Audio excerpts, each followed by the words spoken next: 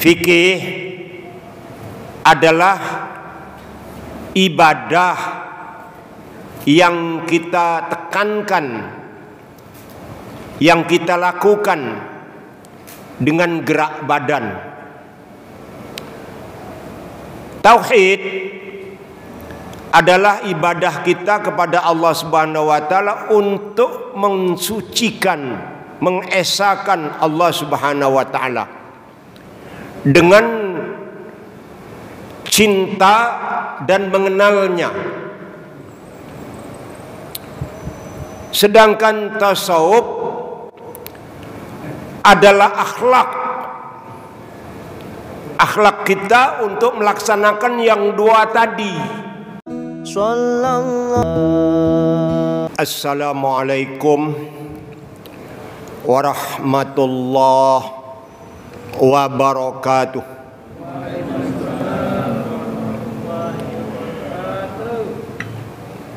A'udzubillahi minasyaitonir rajim. Bismillahirrahmanirrahim. Wa qulil hamdulillah alladzi lam yattakhidz walada wa lam yakul lahu syarikun fil mulk wa lam yakul lahu waliyyun minaz zul wa kabbirhu takbira. Subhanallah wa bihamdihi adada khalqihi wa ridha nafsihi wa zinata arshihi wa midada kalimatih.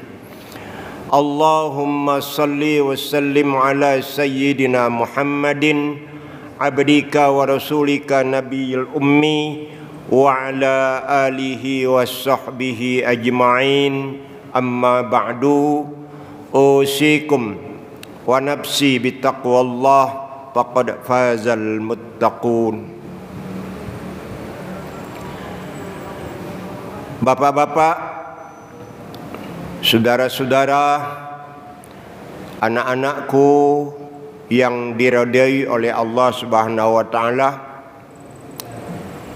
alhamdulillah summa alhamdulillah, kita panjatkan puji syukur kehadirat Allah Subhanahu wa taala bahwa hingga saat ini gerak hati kita untuk tetap beribadah kepada Allah Subhanahu wa taala masih terus dirahmati oleh Allah Subhanahu wa taala. Sebagai pembuka, pengantar diskusi rutin kita tentang di babak mengurus jenazah, saya akan mengantarkan dulu dengan khatir. Khatir itu adalah gerak hati. Gerak hati kita untuk beribadah kepada Allah Subhanahu wa taala itu sering diinduksi dari gerak hati yang bersumber dari hawa nafsu dan gerak hati yang bersumber dari syaitan. Saya ulangi, khatir itu dalam pengajian sufi ya Pak ya, tasawuf. Karena tasawuf ini walaupun tidak keseluruhannya kita masuki, tapi di pinggir-pinggir pagarnya kita perlu. Karena fikih itu adalah ibadah yang terlihat dengan jelas oleh gerak badan. Fikih adalah ibadah yang kita tekankan, yang kita lakukan dengan gerak badan. Tauhid adalah ibadah kita kepada Allah Subhanahu wa taala untuk mensucikan, mengesakan Allah Subhanahu wa taala dengan cinta dan mengenalnya. Sedangkan tasawuf adalah akhlak kita untuk melaksanakan yang dua tadi. Melaksanakan ibadah dengan gerak badan alias fikih, kalau nggak ada akhlak kelihatan sombong nanti. Atau melaksanakan ibadah itu dengan semaunya kita, tanpa mengikuti apa yang telah dicontohkan oleh Rasulullah. 60% pun kadang tak sampai, padahal seharusnya kita melaksanakan ibadah fikih dengan gerak badan itu seharusnya perfect 100%. Tauhid juga, kalau kita tidak berdasarkan akhlak, ngawur. Karena ada aliran organisasi di Indonesia ini dalam mengesahkan Allah itu tidak perlu mengenal sifat-sifat Allah yang wajib, tidak perlu mengenal sifat Allah yang mustahil, tidak perlu mengenal sifat Allah yang jaiz, tidak perlu mengenal sifat wajib bagi Allah, bagi Rasulullah, tidak perlu mengenal sifat yang mustahil bagi Rasulullah, tidak perlu mengenal yang jaiz bagi Rasulullah. Itu kalau menurut saya, bukan saya menghina, bukan saya memburukkan, tapi tidak pakai sufi, tasawuf. Seharusnya kalau dilakukan dengan tasawuf, awaluddin ma'rifatullah, awal memasuki, mengerjakan ibadah-ibadah dalam agama Islam itu diawali dengan ma'rifat, mengenal Allah. Ma'rifat ini beda dengan ilmu, Pak. Jadi bukan awaluddin maklumillah, bukan, tapi awaluddin ma'rifatullah. Awal kita beragama itu adalah lebih dahulu mengenal Allah, mencintai Allah, mengenal Allah, mengesahkan Allah, damai bersama Allah, tawakal, ridho. Kalau kita mengenal Allah, sifat wajib bagi Allah ada 20. Diawali dengan wujud, diawali dengan mutakallim, kalam Allah, diakhiri dengan kalam. Kaunuhu ta'ala qadiran, kaunuhu ta'ala muridan, kaunuhu ta'ala mutakalliman. Itu akhirnya. Sifat yang mustahil bagi Allah ada 20, yaitu lawan dari yang 20 tadi, Adam, Kudus, dan seterusnya. Kemudian yang mustahil bagi Allah Subhanahu wa taala itu ialah Allah bisa menjadikan laut itu susu, bisa menyiksa umat Islam yang tekun beribadah itu adalah mustahil, itu adalah jaiz bagi Allah Subhanahu wa taala. Dan ketahuilah Allah Maha Adil. Dan demikian juga sifat-sifat Rasulullah sallallahu alaihi wasallam yang ada 9 itu. Yang wajib adalah sidik, amanah, tabligh, fitnah. Yang mustahil adalah kizib dan seterusnya. Dan yang mustahil adalah berseparoh bersifat malaikat, separoh bersifat manusia. Itu sifat jaiz bagi Rasulullah sallallahu alaihi wasallam. Jadi kalau kita baca saudara, kita baca saudara, Rasulullah itu hanya makan sebiji kurma berbuka.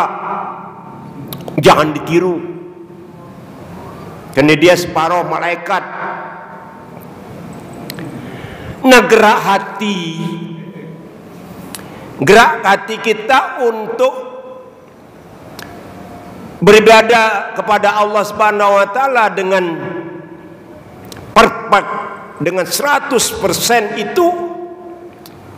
itu dipengaruhi oleh sifat yang diinduksi yang bersumber dari syaitan. Dan yang kedua, gerak hati yang bersumber dari hawa nafsu. Kalau gerak hati yang bersumber dari syaitan, itu menurut bacaan kita bisa diatasi. Misalnya,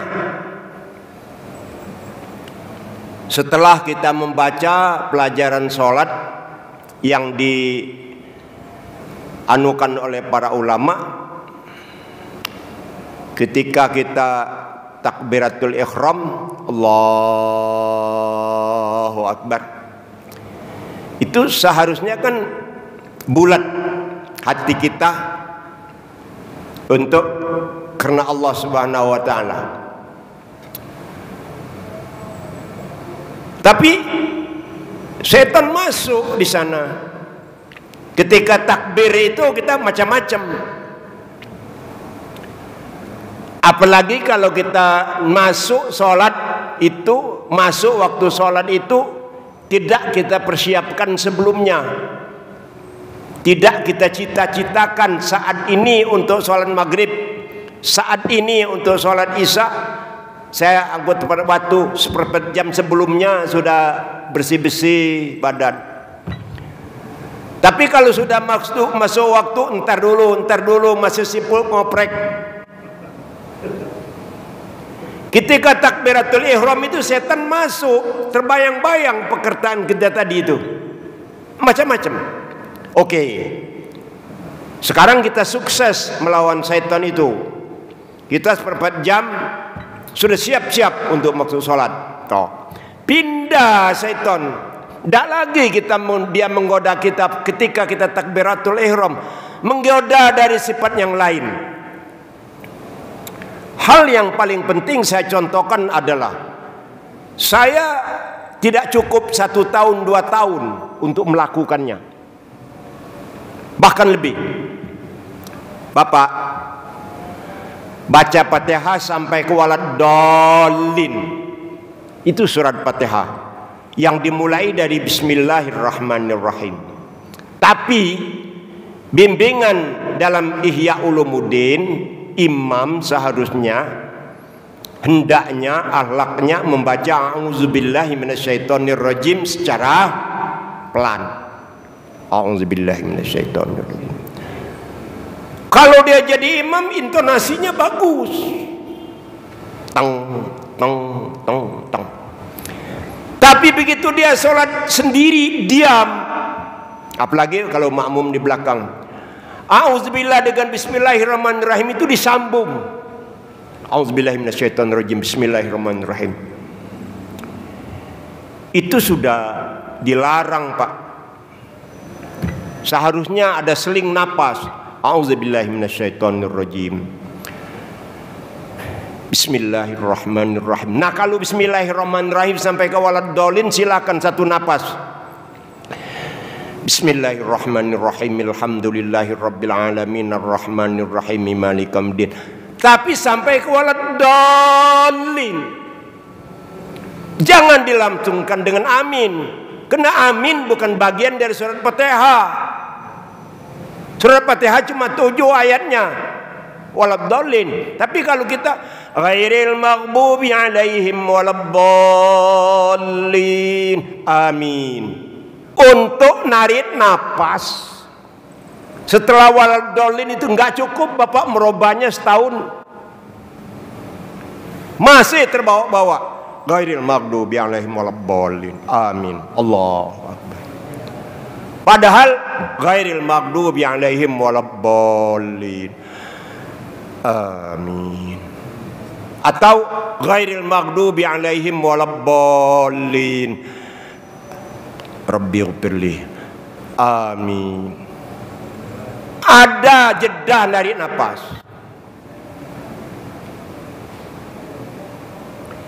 Karena itu dalam ajaran tidak boleh menyambung takbiratul ihram dengan surat Fatihah. Allahu Akbar, Bismillahirrahmanirrahim, nggak boleh. Harus jeda dari nafas. Dalam jeda itu minimal subhanallah, Allahu Akbar, subhanallah minimal. Atau Allahu Akbar dari nafas, Allahu Akbar kabira walhamdulillahi katsira wa subhanallahi bukratan wa asila. Kalau tidak membaca doa iftitah, a'udzubillahi minasyaitonirrajim, bismillahirrahmanirrahim. Nanti lihat kita bulan puasa, Allahu Akbar, bismillahirrahmanirrahim, takbiratul ihram, kena mau cepat. Ghairil maghdubi alaihim waladdallin, amin. Amin itu bukan ayat Al-Quran. Amin itu doa. Barang siapa membaca amin bersama dengan imam, maka malaikat akan berdoa kepada Allah Subhanahu wa taala supaya diampuni dosa kita. Dan imam juga jangan terlambat membaca aminnya, duluan imam. Ghairil maghdubi alaihim waladdallin. Imam narik napas seenaknya, amin. Makmum udah duluan. Itu entah ratusan makmum itu sudah batal sholatnya, kena mengucapkan amin duluan dari imam. Balik. Ini ringan tapi mewarnai ibadah kita. Di sini masuk tasawuf. Agar hal-hal yang seperti ini dilaksanakan,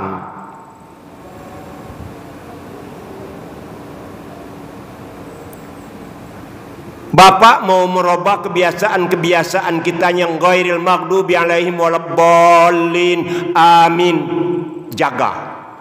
Tapi begitu kita jaga, setelah kita membaca surat Fatihah, loh tadi aku langsung waladdallin, amin. Berubah setan. Tadinya pada waktu takbiratul ihram dia menggoda, kena kita begitu masuk sholat, entar dulu. Sekarang kita lawan. 4 jam sebelum masuk sholat kita sudah ngambil wudhu, sudah beres-beres, sudah pakaian rapi. Kalah malaikat, itu syaitan. Apalagi kalau kita awali dengan bismillahi amantu billah tawakkaltu ala Allah masyaallah la haula wala quwata illa billahil aliyyil azim. Kata kemendan syaitan, lu ngomong dengan prajuritnya, apa yang you buat kalau hamba Allah itu sudah membaca bismillahi amantu billah tawakkaltu ala Allah? Habis, nggak bisa syaitan mendekat. Karena itu kalau kita meninggalkan rumah, ngunci pagar, bismillah, amantu billah, tawakkaltu ala Allah, Masya Allah, la haula wa la quwata illa billah. Kalau kita buka rumah juga begitu. Kalau kita mau sholat juga begitu. Qad qamatis sholah, qad qamatis sholah, Allahu akbar, la ilaha illallah. Apa kata imam? Aqamahallah wa adamaha ma damatis samawati wal ard. A'udzubika min hamazatis syayatin wa a'udzubika rabbi ayyahdurun. Bismillahi amantu billah tawakkaltu ala Allah, Masya Allah, la haula wa la quwata illa billahil aliyil azim. Allahu akbar. Lari setan. Di situ dia lari. Tapi ketika takbiratul ihram kita digoda.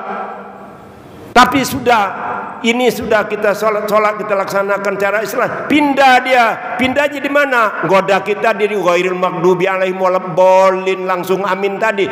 Di situ kita hati-hati, pindah lagi dia goda kita. Sehabis membaca surat atau sehabis membaca Fatihah, jangan langsung takbir Allahu Akbar. Inna a'tainakal kautsar fasholli li rabbika wanhar inna syani'aka huwal abtar. Tarik nafas. Allahu Akbar, ruku. Ini jangan inna syani'aka huwal abtar, Allahu Akbar. Itu gerak hati yang digoda oleh setan loh itu. Seharusnya kita inna syani'aka huwal abtar, dalam hati subhanallah, Allahu Akbar. Loh sekarang ini masjid di mana-mana muterlah Bapak. Ini berebut cepat sholatnya.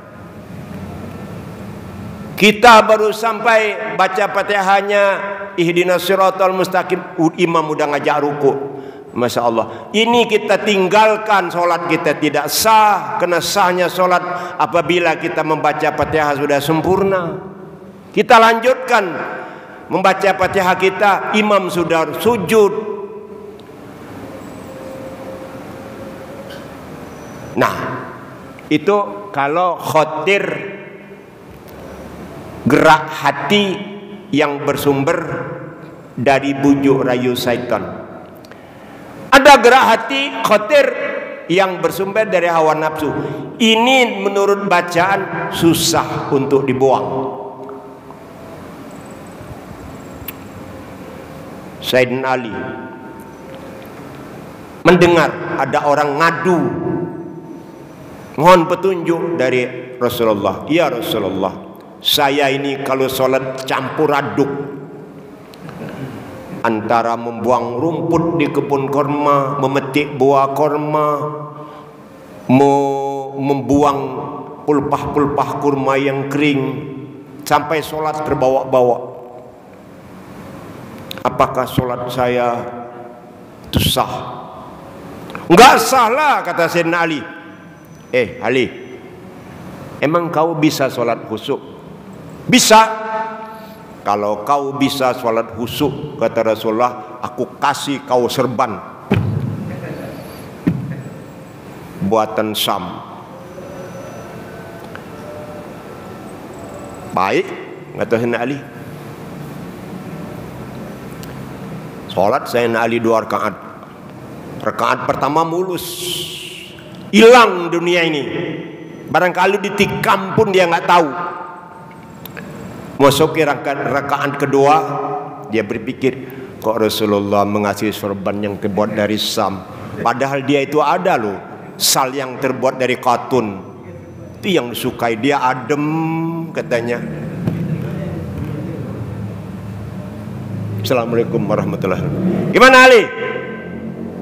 Apa yang terjadi di rakaat kedua? Kata Rasulullah, iya Rasulullah, saya terbayang, saya kepengen sorban yang kotun itu, bukan yang terbuat dari sap. Kan nggak bisa kau sholat.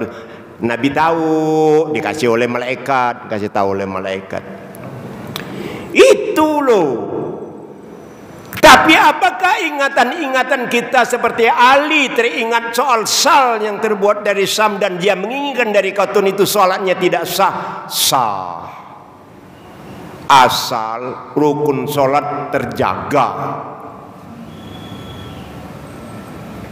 Asal rukun sholat terjaga.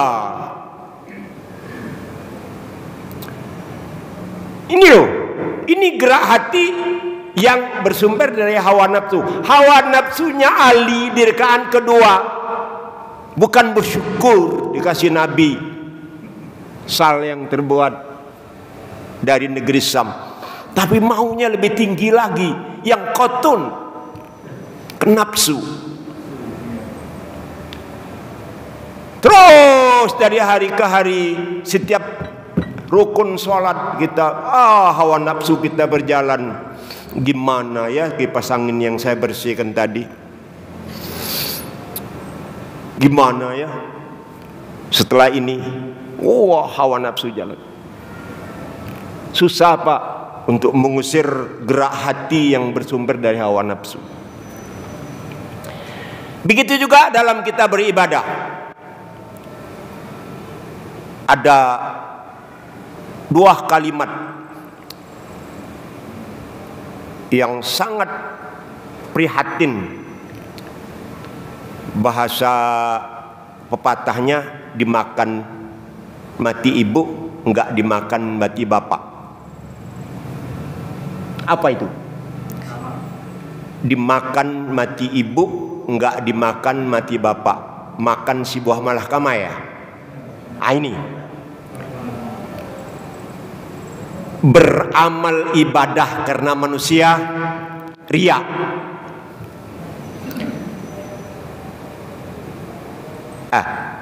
Meninggalkan amal ibadah karena manusia, riya. Tapi beramal ibadah karena manusia, syirik. Ibadah karena manusia bukan karena Tuhan, syiriklah. Meninggalkan amal ibadah karena manusia, riya. Ada orang minta-minta depan rumah dari Bogor, bawa list, baca itu RT berapa, RW berapa, lurah apa, Kabupaten Bogor. Bapak cari itu alamatnya, kagak ketemu. Ada nomor telepon, bapak telepon tuh nggak jawab.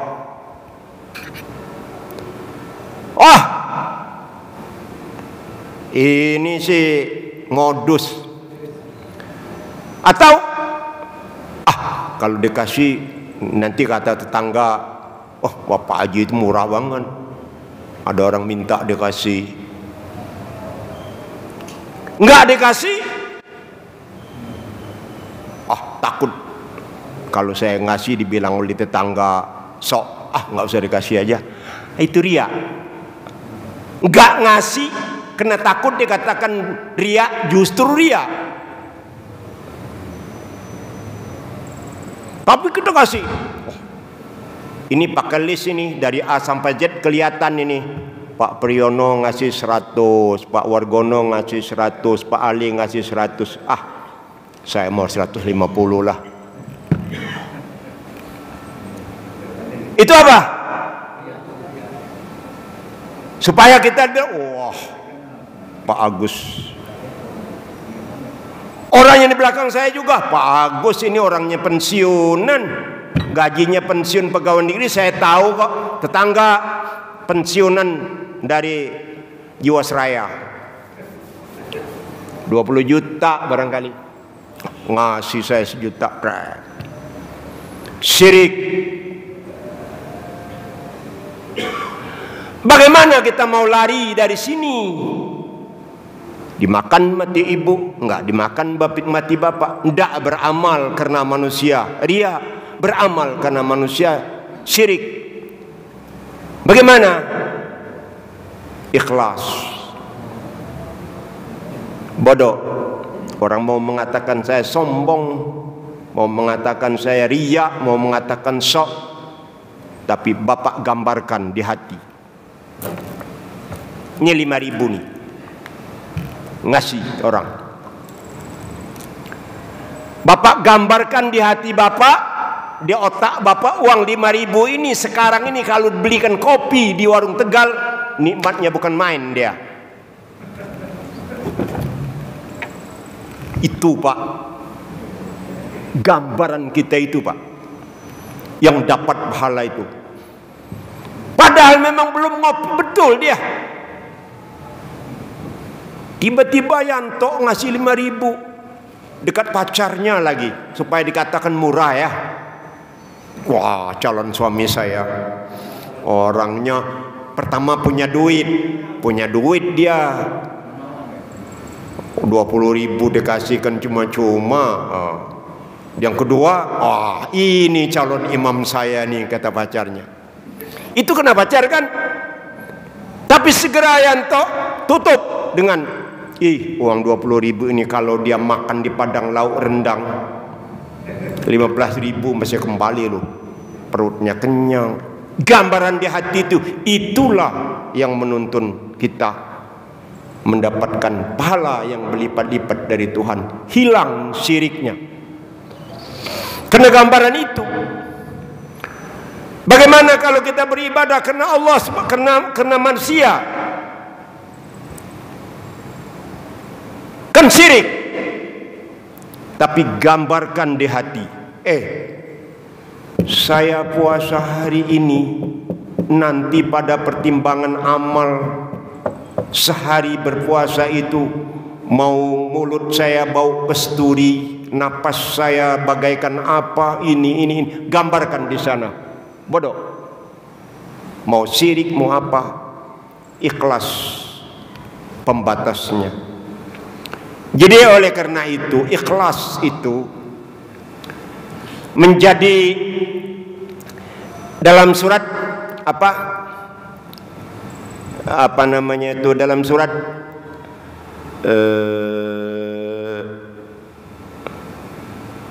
apa Pak yang mukhlisina lahuddin hunafa, itu surat apa? Surat Al-Bayyinah. Apa pangkatnya?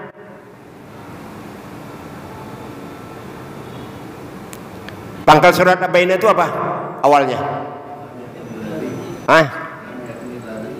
Lam yakunil ladina kafaru min ahlil kitab wal musyrikin munfakin hatta ta'tiyahumul bayyinah rasulun minallahi yatlu suhufan mutahharah fiha kutubun qayyimah wa ma tafarraqa alladhina utul kitaba illa min ba'di ma ja'atuhumul bayyinah wa ma umiru illa liya'budullaha mukhlishina lahuddin.